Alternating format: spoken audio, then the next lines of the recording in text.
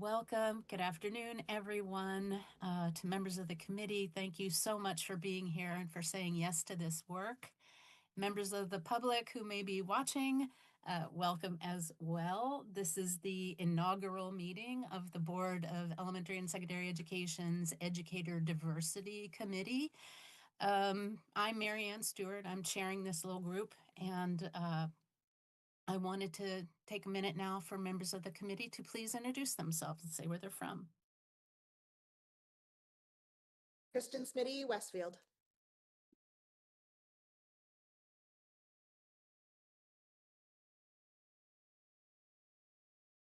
I know Dalida has had some tech issues, and she seems to be Did frozen. you hear me? Now, yes. Sorry, Dalida Hasha. Awesome. Dalida Hasha, Worcester, and I'm still having unstable signal, so I may have to hear better. Gotcha. Yeah, thanks so much. So great. Thank you. And then we have members of DESE here as well, and we'll introduce them when they give their presentation. To update everybody. So the Educator Diversity Act, which is what we are formed for as a committee to respond to, this act represents a major step forward for Massachusetts, not just as a policy, but as a commitment to equity, representation, and collective repair. Our students are beautifully diverse, and for far too long, our educator workforce has not reflected that reality. This committee exists to ensure that the Department of Elementary and Secondary Education fulfills both the letter and the spirit of the law, building transparent data systems, expanding pathways into teaching, standardizing equitable hiring practices, and supporting the retention and leadership of educators of color. Our role is oversight, yes, but it's also partnership, accountability, and listening. We're here to elevate voices of educators, families, and communities who've been calling for this change for many years. Today marks the beginning of at least a year of thoughtful, rigorous, and hopeful work. I'm grateful to each of you for bringing your expertise, your lived experience, your time, and your commitment to this table. So let's get started. Brief little overview of the obligations, which kind of moves us into item 2 on the agenda. The Educator Diversity Act, which is Mass General Law, Chapter 71, Section 38G, is that and 3/4, is a statewide commitment to closing the gap between the diversity of Massachusetts students and the teaching workforce. The law requires DESE to build a transparent statewide diversity dashboard, expand and reform certification pathways, standardize equitable hiring practices, and develop meaningful retention supports like mentorship and leadership pipelines. It also mandates ongoing collaboration with educators, unions, higher education, and community advocates, along with annual public reporting to ensure accountability. Our committee's role is to provide oversight, monitor progress, elevate stakeholder voices, and help shape recommendations that move the Commonwealth toward a more representative, equitable educator workforce. So we're going to get into item number 3, but I also wanted to just open the floor to any of the committee members who had any particular thoughts or anything they would like to share at this point. Just getting started. This is our first meeting. We're just getting together to, certainly hear from the department about the work that's, been progressing to date. But just since this is our first meeting, I just wanted to open the floor to either Dalida or Kristen. Nothing? Okay. All right, cool.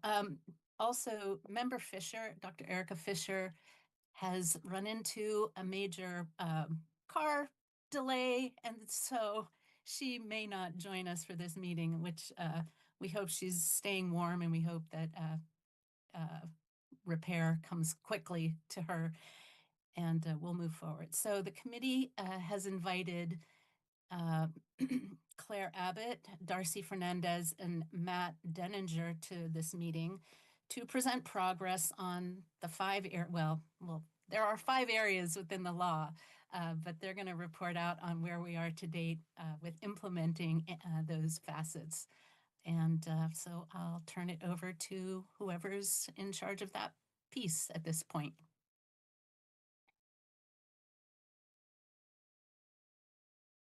Okay, thank you so much, Member Stewart. I am trying to share my screen. Can folks let me know if they're seeing the slide right now? I can see it. And is it, okay, great. I'm gonna See try to, all of your I know, hold on, top. how's that? Not yet.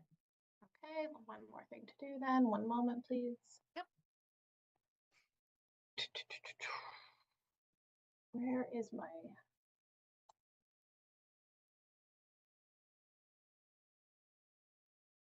There you go. Sorry, I'm trying to switch the screens. Let me try one other thing. Okay.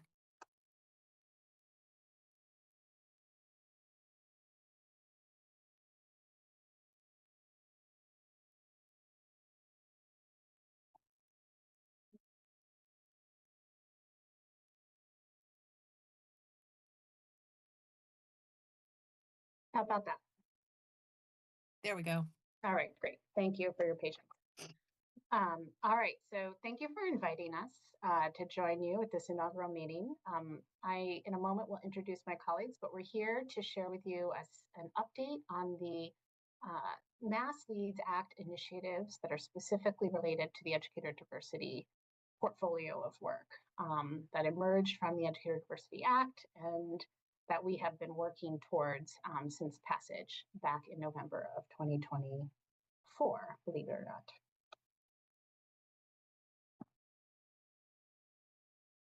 So I'm joined today by Darcy Fernandez, Senior Associate Commissioner, and I'm the Director of the Office of Educator Effectiveness.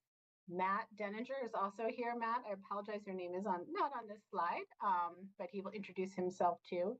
And we will share with you in a moment all of the initiatives that have been underway since the Massachusetts Leads Act passed in November of 2024. And before we jump in, I just want to share how we have organized the work. We have, because there are several different types of initiatives, projects, and investments that emerged from this legislation. And so what we were able to do is categorize them into 3 priority areas. The first being initiatives and policies related to educator preparation and licensure. And so those include things like alternative pathways to licensure and investments in registered teacher apprenticeships. The second body of work is specifically around K-12 school and district policies and requirements, and those include new expectations around diversity plans, professional development, and hiring retention strategies. And the third category of work is all about research and data collection. And those include things like developing and maintaining a data dashboard on educator diversity and hiring, and a series of research and legislative reports that are all underway as well. So that's how we're going to organize our updates to you today, and then we'll turn it back over to you for questions and discussion. So I'm going to kick us off with the educator preparation and licensure body of work that emerged from this legislation. And the first thing that we're going to dig into is the call to develop alternative pathways to licensure. And specifically what the Mass Leads Act described was for the department to create a new pathway to licensure that allows an individual to waive an MTEL. The purpose of this is to really identify ways in which we can bring aspiring teachers into the profession in a more accessible manner, particularly when they come with prior experiences that demonstrate their readiness for the role. So what we have been working on is developing eligibility requirements for waiving an MTEL that include the following: out-of-state licensure, a master's degree or doctorate, completion of an approved educator preparation program, or 2 years of related prior instructional experience, like being employed as a paraprofessional, for example.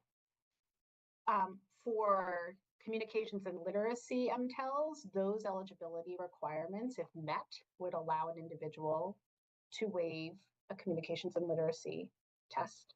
For a subject matter knowledge MTEL, those eligibility requirements would allow somebody to be able to submit a portfolio of work demonstrating their content knowledge instead of that subject matter knowledge MTEL. A program evaluation of this alternative licensure pathway has also been proposed.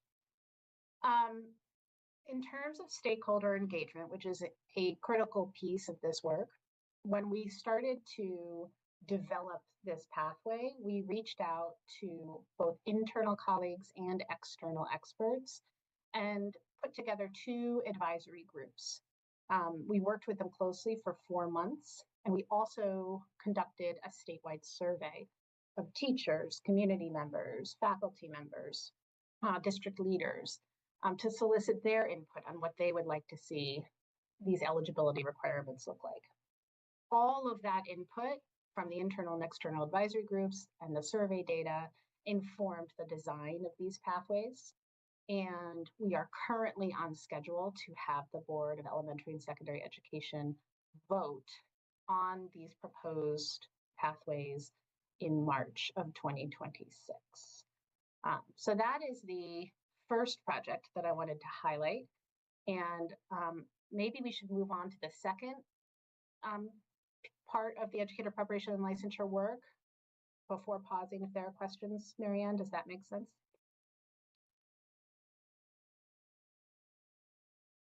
You mean you want to say more about your piece here, or do you want to discuss all 3 buckets? Let's go. Why don't we discuss all 3 buckets and then we'll back up Okay. and open it up. Okay. Okay. Great. So the other initiative under the educator preparation and licensure bucket is the registered teacher apprenticeship program. And for this, I'm going to turn it over to Darcy, who has been working closely with us to develop this program and launch its inaugural cohort of districts. Great, wonderful. Good afternoon, everybody.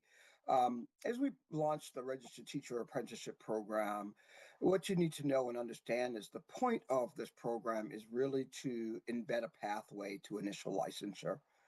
We're authorized through the Division of Apprentice Standards and coordinated by DESE for people to actually have a 2-year experience in becoming a teacher. We work very closely with the EPPs to make this happen. It allows the individual who goes into the program to work directly with a mentor teacher. That particular mentor teacher is matched with them in the classroom, so they're getting direct feedback every day. In addition to that, it is a paid position, so the person is in a situation where they fiscally can survive while going through the program. And most importantly, they also get their coursework through their EPP. For all of the people taking part in the Registered Teacher Apprenticeship Program, what we have seen thus far is very good matching on the mentors, with the mentors in their schools, as well as some very hard to fill roles. A large number of the individuals we have in the program right now are in special education, ELs, and preschool, where we see some real issues with recruiting and retaining teachers in that arena. We had gone through a process before this began with an external advisory council that included EPPs, unions, school administrators to help us design the program and put together the criteria in which school districts could apply for the funding. Our current status is we are in year 1 of implementation, and we're supporting approximately 30 registered teacher apprentices. And we are launching these next couple of months, the grants for FY27 to expand programs and also hopefully to introduce some new set of districts to the program through a process of a 1-year exploration as to whether they want to move into this program or not. So we're very excited about what's happening with the Registered Teacher Apprenticeship Program. I will mention the other piece of this is a big element of the program is diversifying the workforce. And we have a large number of our registered teacher apprentices right now who are of color, which is also exciting for us. I'll turn it back to you, Claire. Thank you. Well, I'm going to turn it right back over to you, Darcy, because now we are transitioning to the second body of work, which are the policies and initiatives that are specifically addressing our K-12 schools and districts. Great, thank you. So within the Mass Leads Act, essentially one of the pieces is ensuring every district across the state of Massachusetts has a diversity plan, and that does include charter schools. Within that plan, school districts, DESE's responsibility is to actually advise districts is to research best practice in relationship to diversifying the workforce. We are currently in a situation where what we have placed in the Student Opportunity Act end of the year reports the school districts have to do is an initial set of questions asking districts, what are you currently doing as far as diversifying your workforce? We will use that as a baseline to provide to districts by no later than next year a guidebook to help them with diversifying their workforce, what research best practice looks like.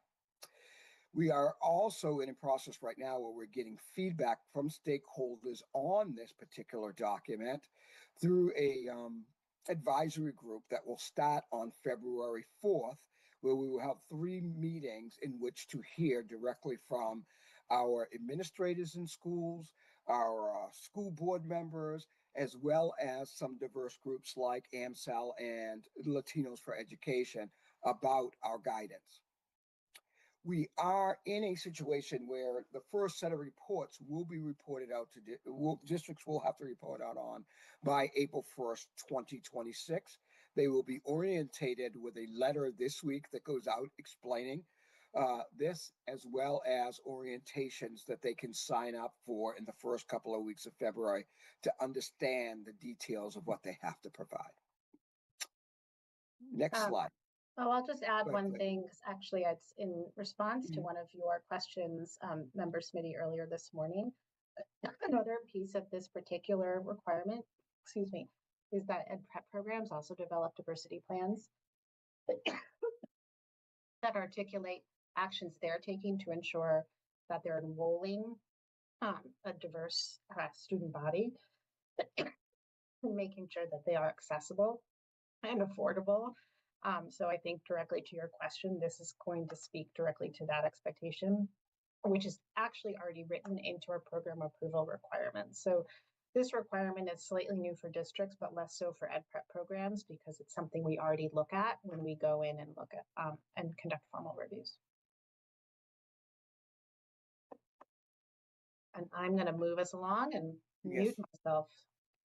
Okay, next slide, Claire. So the second piece of the legislation really talks about all districts having DEI officer / team to look at, in particular, what is happening in their districts as far as diversity, equity, and inclusion. And the goal of the diversity officer / team is to really advise both the superintendent and the school board on how we are progressing in meeting the requirements of the diversity plan, as well as the structures and systems that need to be in place in order to move to a more diverse, equitable, and inclusive school district. We are currently scheduling meetings with these key stakeholder groups, again, that advisory group, to work on the implementation timeline for this. And our first discussion will happen on February 4th to go over those guidelines, get feedback to make sure the support that we are giving to districts feels right for them. Next slide, Claire.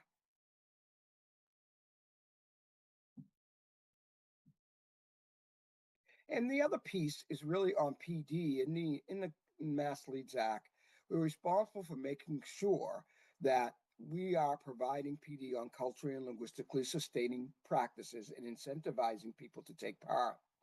where we are at is part of what we do at DESE is we offer professional development to staff. And what we have done is gone through the plethora of PD that we offer to make sure within those there are opportunities for people to build their competency around culturally and linguistically sustaining practices.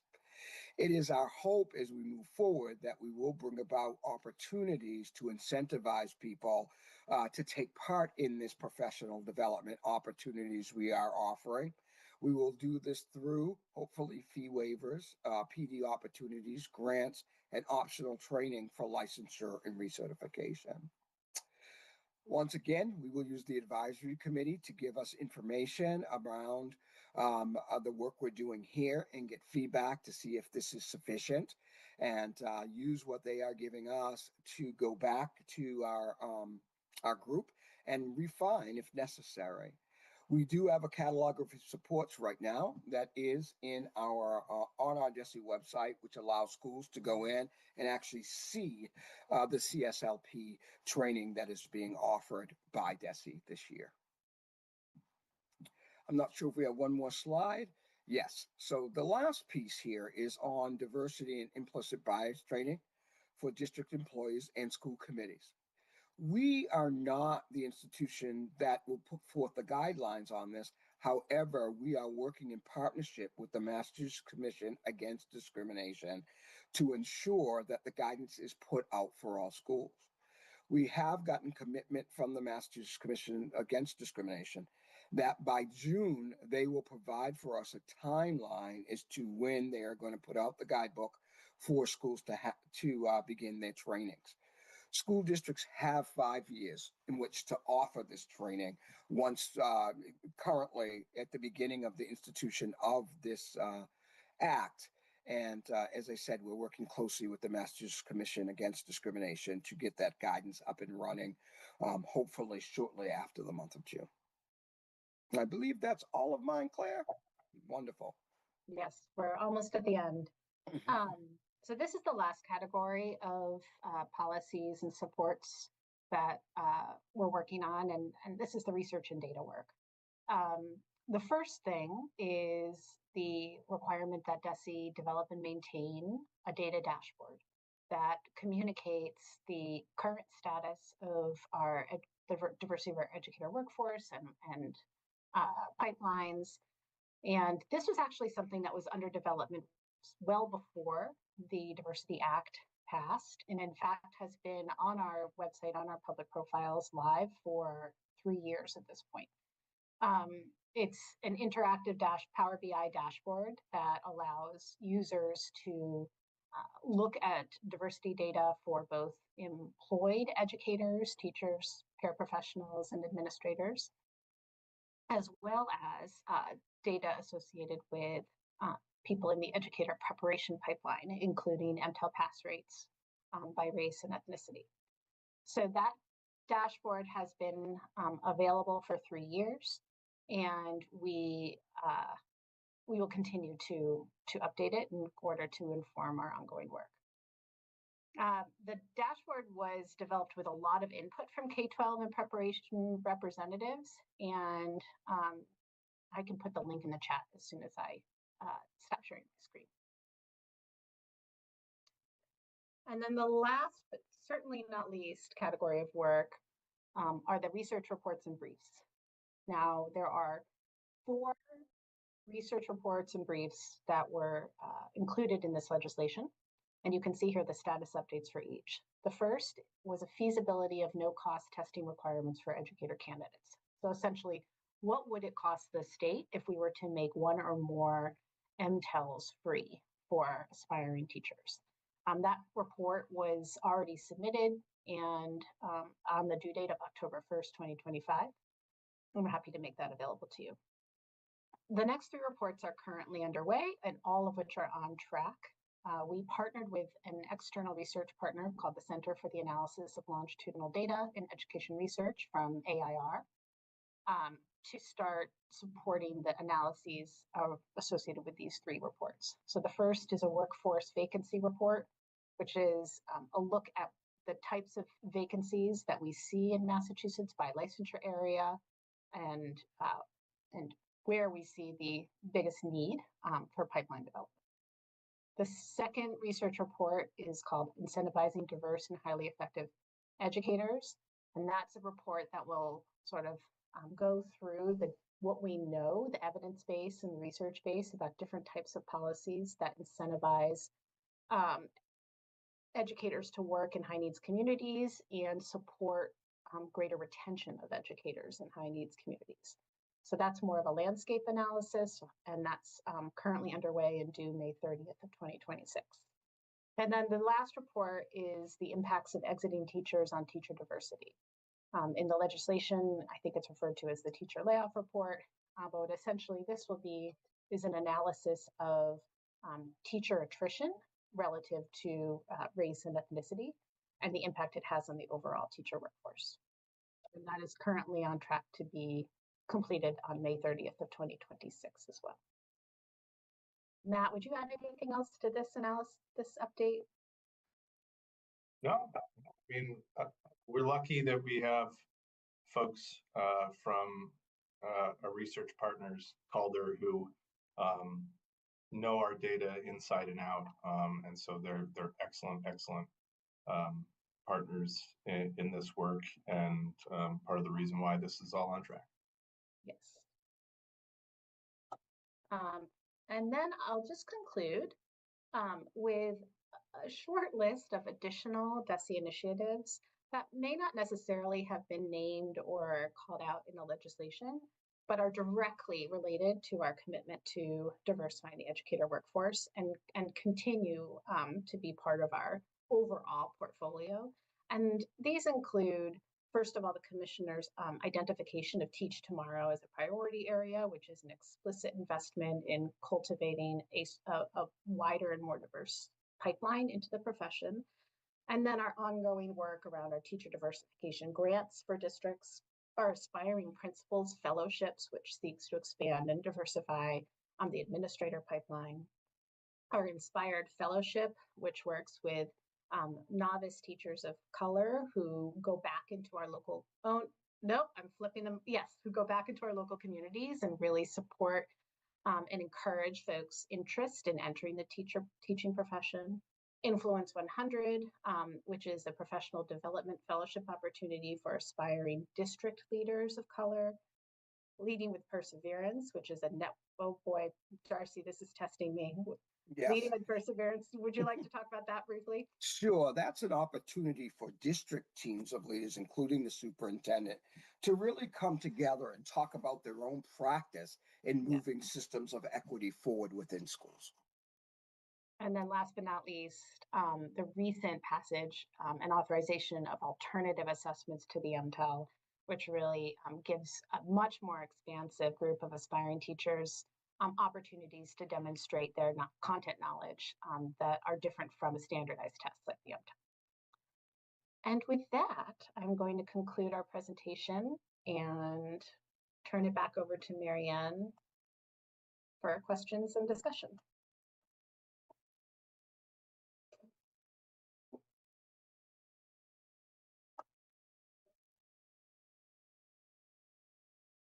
Okay, my Zoom kicked me off my laptop and I'm joining by my phone.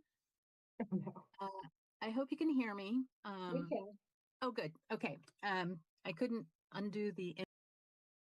You could see me as well, but it's fine, I guess, unless Carrie can make me more visible, I suppose. So great. Thank you for that update. Are there questions?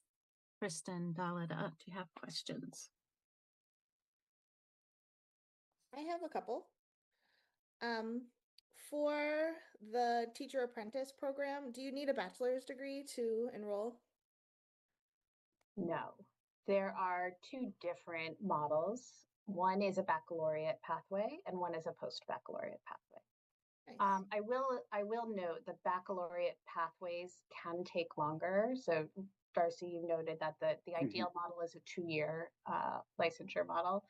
For some of the baccalaureate pathways, it might take 3, but we're working closely with our current districts to think about how to shorten that time period to 2. And In many cases, they're turning to community colleges with associate's degree pathways that they can then create articulation agreements with their 4-year university partners, which facilitates that baccalaureate pathway via a registered apprenticeship program. That's great to hear. Thank you. Do you have a map of, or like, can you describe the scope of where the 30 teacher apprentices who are enrolled, where they're coming I from? do have a map, but it would probably take me longer to find it than we could just list the districts. The districts are, first, I just want to name that we really prioritize districts that had a pretty significant difference in the demographics of their student body and the demographics of their teachers. That was something we were really intent on supporting, particularly with a diversification initiative like this. And I'm really excited to share that the 7 districts that we were able to partner with this inaugural year are themselves quite diverse. And Darcy, if I missed any of them, please fill in the gaps. So they are Everett, Salem, Lynn, Lowell, Waltham, Martha's Vineyard, and Randolph. You got it. Thank you. And I will name, in case your next question was, they all sound like they're on the eastern side of the state. This is They true. do. So on February 11th, we are holding an in-person informational session in Worcester at Clark University for Central and Western Mass district leaders and educator preparation providers to come together and learn more about registered teacher apprenticeship programs, where we'll talk a lot about the fiscal year 27 grant opportunities in the hope to really cultivate a second round of RTAP districts that are located more in the central and western regions of the state. Great. I have one more question, but it's from the research part. So I'm going to let Delita talk because I talk too much. So go for it, Delita.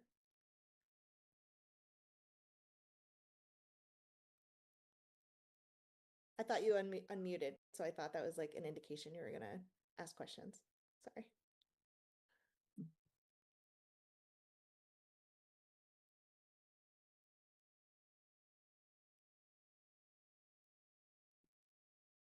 Okay. Well, in the interim, Dalit, if you do have some questions, please bring them in. I just had a couple of clarifying questions. When you talk about the certification pathway reforms,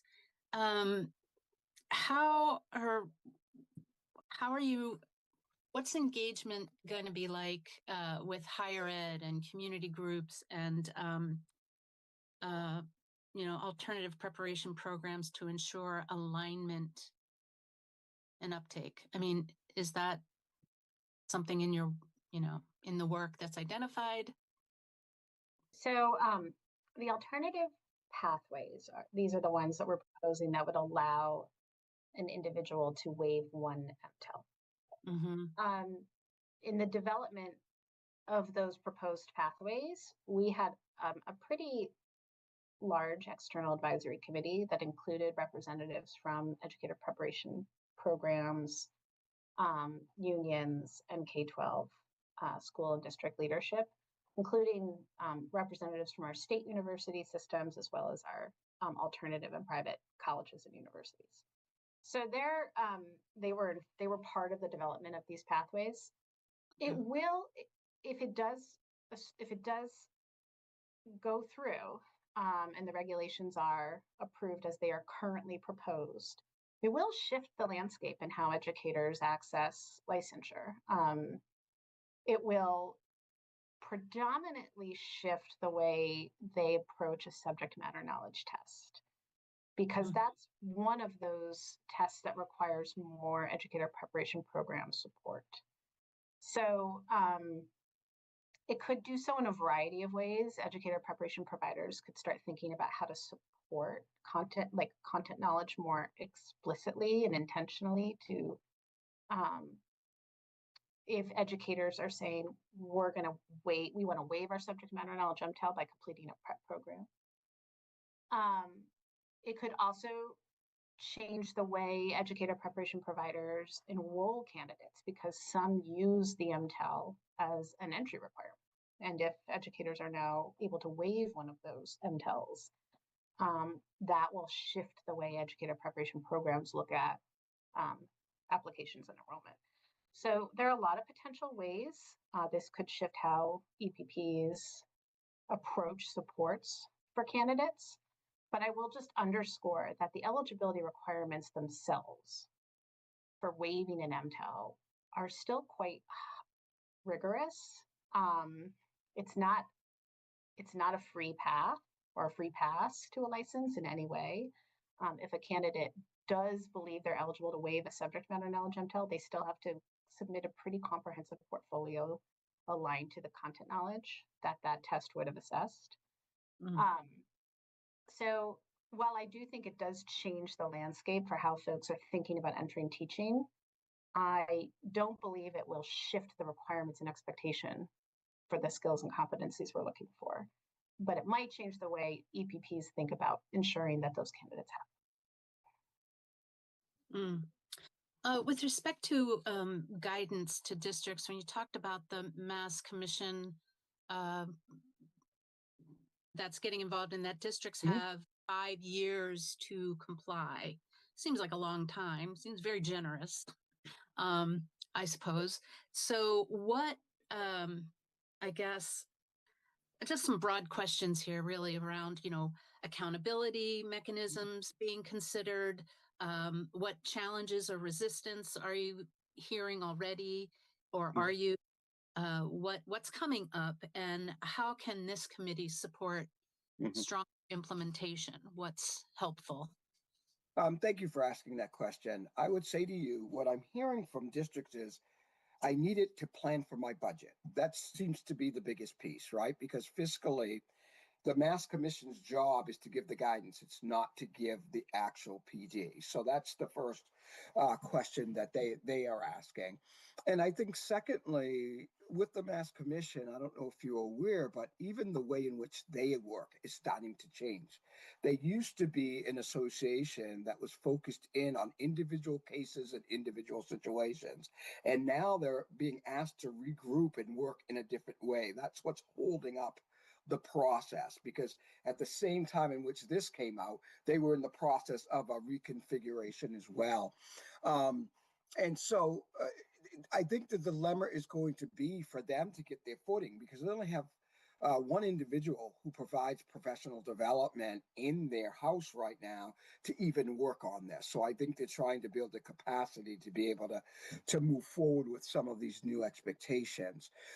They have been extremely cooperative in working with us, and they have promised that in June. I think, to be honest with you, Marianne, my concern with school districts is they're going to have to get the diversity plans in by April 1st. They are going to begin to have to comply with this piece on the council, the DI direct coordinator / diversity team. So I think having a year to kind of get this piece up and running would be good for schools. I think it may be too much coming at once otherwise. And I think also the pieces, once the training happens, the reality of what needs to structures and systems need to look like and how they need to function with fidelity is going to be key to that growth. And I think us embedding that and getting that work going first will only help to enhance the professional development that people are going to get as well. So I feel pretty confident in the way in which we're moving with it, because we have other levers to begin pushing school districts on while we're waiting for this professional development to happen, would be my answer. Okay. Thank you. Yep. Are there any other questions from the committee? Dalida? I think she got kicked off. No, Oh, no, she's she's back on. Oh, good. Yeah, I did suggest she put her questions in the chat if she needed to, and we could then answer them if that would be helpful if she's having connective issues.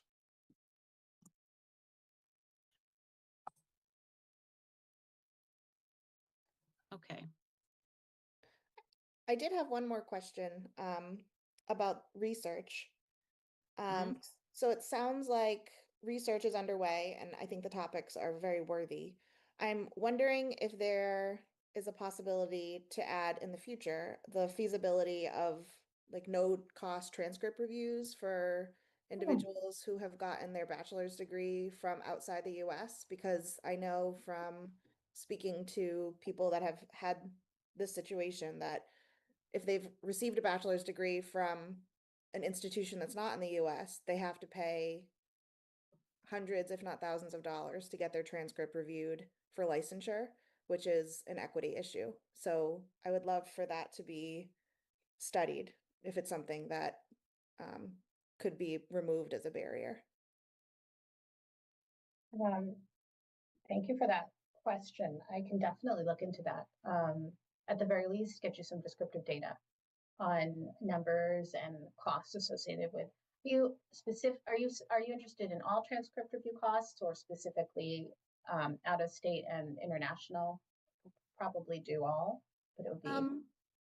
Yeah, I mean, I think inherently international has a lens to increase diversity. And so I do know how much it costs because I've supported educators through that process, and it has been a major barrier for licensure, who have, you know, earned a bachelor's degree overseas, and that bachelor's degree is not recognized internally, which I understand high standards, and I think that that process isn't necessarily flawed, but to remove the cost piece, I think is important to promote equity and diversity. Great, thank you. Dalita did put in the chat that she's trying to convert to her telephone because she does have some questions, just so you're aware, Marianne. Okay. Well, thank you, because I can't see all that over here on this phone. Yeah. Appreciate that. Thank you. No problem. Just one other question there.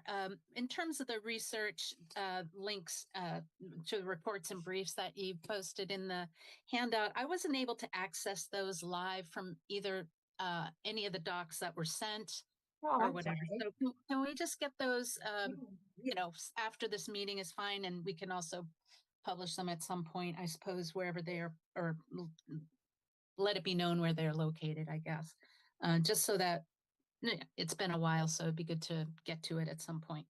That would be helpful. Did Dalita post any questions in the chat yet? Okay. I'm not seeing anything, no. Okay. Okay. Well, you know, this is the first meeting. We're just trying to get ourselves, try to get some of this work under our feet. So there will be time for plenty of questions. I'm sure I'm going to listen and, you know, listen again to this meeting and see what I actually missed and when I got kicked off. And then I'm sure I'll have questions. If there are no other questions for Claire, Darcy, or Matt, we can move on. Are there further questions? Seeing, hearing none. And I want to thank you all three for joining us, and thank you so much for sharing this with all of us today. I would just say that, you know, this is the first meeting. I mean, this committee was just formed this year, and we've already passed the 1-year mark since the law went into effect, right?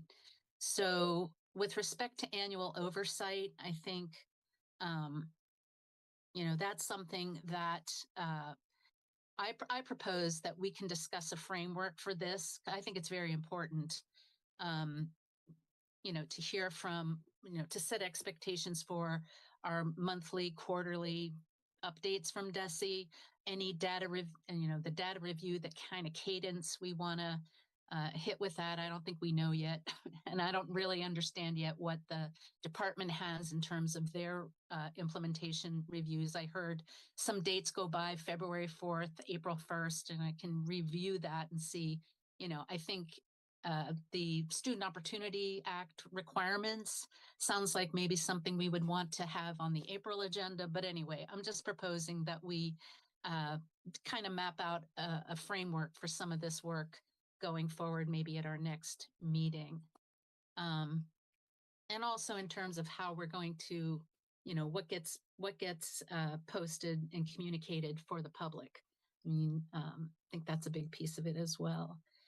So moving on to the committee oversight priorities, if I were to give one sentence that we could all hold on to, it would be that our job is to ensure DESE's work is transparent, equitable, and grounded in the lived experiences of educators and communities, and not just compliant on paper.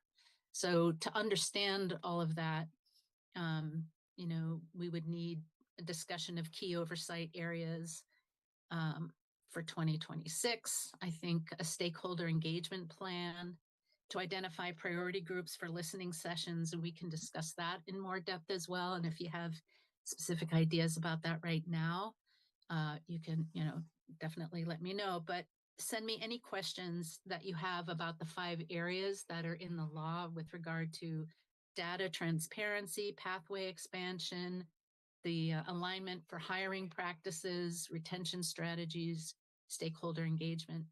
And then I guess also, you know, what is the priority, or we should, you know, how do we engage with the identification of priority groups for listening sessions, you know, that the department is going to be hosting for educators of color, unions, higher ed partners, advocacy organizations, community groups. I mean, this isn't something that, you know, the department, you know, each district is going to have to respond to this, these areas, and it's ongoing. It's not, you know, one and done, right? So I think this is an area that we'll need to get some input on and prioritize around. I don't know.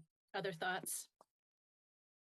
I heard Darcy and Claire make note of meetings on February 4th and February 11th with stakeholders. So is that separate from a stakeholder engagement plan for listening sessions, or is that the same thing? Yeah, that's a good question. Because I know that they talked about an internal advisory group and an external advisory group. So I'm not entirely clear about that. So we should send a question around that. Yeah. So is that a listening part of the stakeholder listening thing, or is it more specific around another like a you know, not so much around the listening part, but around maybe the data or the DEI or some other aspect of what they're trying to do? Right, because I do think it's valuable to have like an open session for listening from folks that may not have been tapped to be on an advisory group. Yeah, But I agreed. also think tapping into expertise for an advisory group is smart. So I just want to make sure that we're doing our due diligence. Yeah, we can ask them about those 2 meetings, you know, in February. What's that? The advisory group will be specific to the K-12 initiative, says Darcy in the chat. Oh, great. Okay. Okay. So it doesn't sound like that is the same as a listening session. Right.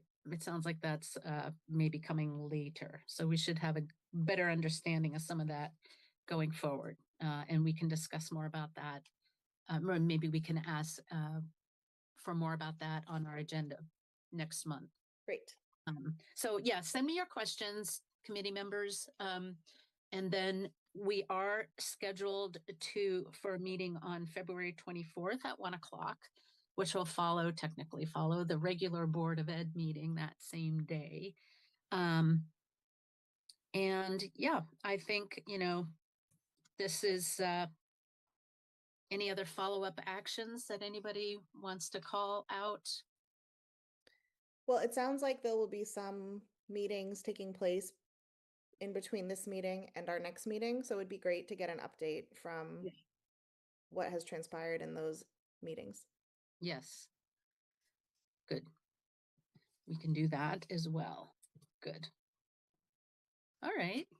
Are there any further discussion, questions, comments, thoughts? I don't know if this was sent to us already, but I would love to see the report on the feasibility of the MTEL not costing educators anything. I don't know if that was sent to us, but I can, if it wasn't. I think Claire said that she could at least get some information to you. Okay, great. And this report, you know, it's the feasibility of no-cost testing requirements for educator candidates. Is that what you're referring to? Yeah, Yeah. that's, I don't know that we had a live link for that. None of the links I tried were live, and so I couldn't access the reports at the end of the handout to the PowerPoint today. So, so we can get those, I hope. So we'll follow up on that, on those live links, and the question, you know, any further updates at the after February for February. Anything else? No, I just appreciate the work being done on this. I think that it's good to have as a priority. It's important. Agree. Me too. Yeah. Excellent. All right. Well, thank you all so much. I hope Erica is in good shape and staying warm and getting what she needs and getting back home safely. So with that being said, I make a motion to adjourn. thank you. And I'll second that motion. Okay. We don't really need a motion to adjourn, I guess.